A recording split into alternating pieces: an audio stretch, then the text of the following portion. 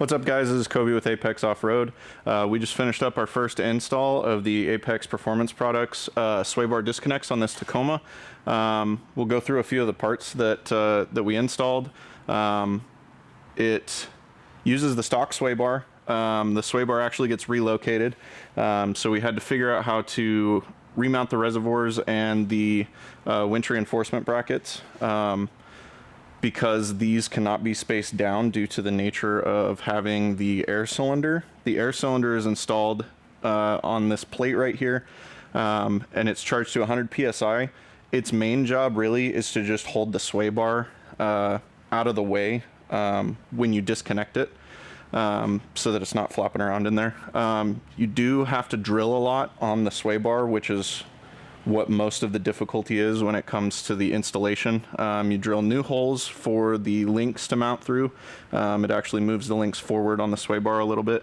And then you also have to drill a hole in here for this arm. There's a dowel pin that goes in there, and that's what holds that in place when that piston is actually pushing against it.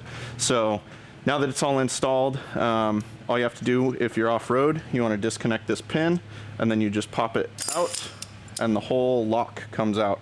And then, unfortunately, with the spring tension on it, I can't show you guys, but this link will actually slide up and down this rod now. The sway bar is not connected.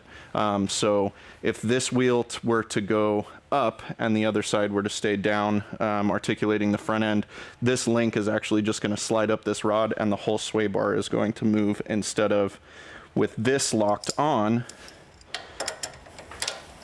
Just goes back on, pushes up against that, and you want to make sure that your pin goes in so you don't lose those guys.